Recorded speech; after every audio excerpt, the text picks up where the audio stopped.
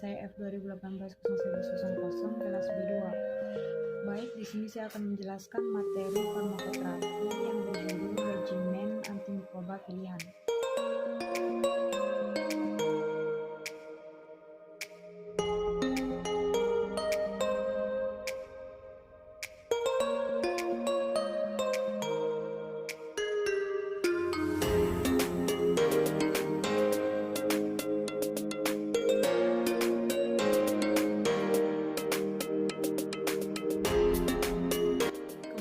Yang kedua, identifikasi patogen.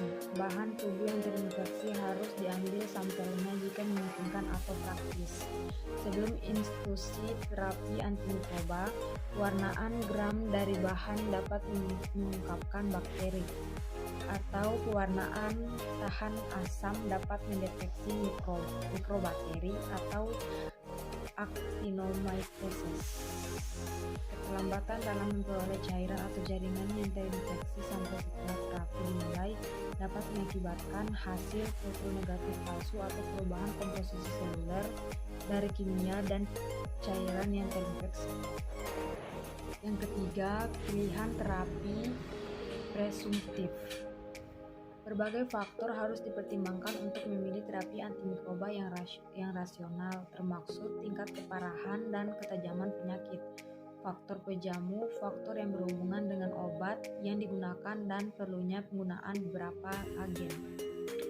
Obat pilihan untuk pengobatan sebagian besar patogen disusun dari berbagai macam sumber dan dimaksudkan sebagai pedoman daripada aturan khusus untuk antimikroba. Dapat dilihat pada tabel 35.2.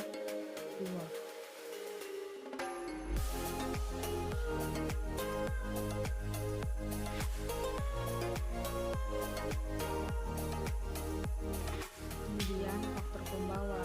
Ketika pasien untuk terapi awal atau MTZ dievaluasi, faktor-faktor berikut harus dipertimbangkan. Yang pertama, alergi atau riwayat reaksi obat yang merugikan. Yang kedua, usia pasien. Ketiga, kehamilan. Keempat, variasi metabolik atau genetik. Kelima, fungsi ginjal dan hati. Keenam, akan menumpuk obat-obat tertentu kecuali dosisnya disesuaikan. Ketujuh, terapi obat bersamaan. 8. Keadaan penyakit yang menyertai. Kemudian faktor obat. Integrasi sifat farmakokinetik dan farmakodinamik suatu agen penting ketika memilih terapi antimikroba untuk memastikan kemanjuran dan mencegah perlawanan. Antibiotik dapat menunjukkan konsentrasi tergantung aminoglucosida dan fluoroquinolones atau efek bakterisidasi yang bergantung pada waktu belaktam. Kemudian pentingnya penetrasi jaringan bervariasi menurut tempat infeksi. Selanjutnya, selain aliran darah, cairan tubuh lainnya yang data konsentrasi obatnya berada relevan secara klinis adalah urin, cairan sinovial, dan cairan peritoneal. Kemudian parameter farmakokinetik seperti area di bawah kurva konsentrasi waktu atau AUC dan konsentrasi plasma maksimal dapat memprediksi hasil pengobatan ketika rasio spesifik AUC atau konsentrasi plasma maksimal dengan konsentrasi hambat minimum atau MIC dicapai. Kemudian kombinasi terapi antimikroba. Kombinasi antimikroba umumnya digunakan untuk memperluas spektrum usia pertanggungan untuk terapi empiris yang mencapai aktivitas sinergis terhadap organisme yang menginfeksi dan meningkatkan cakupan terapi antimikroba umumnya diperlukan dalam campuran infeksi di mana banyak organisme mesti hadir.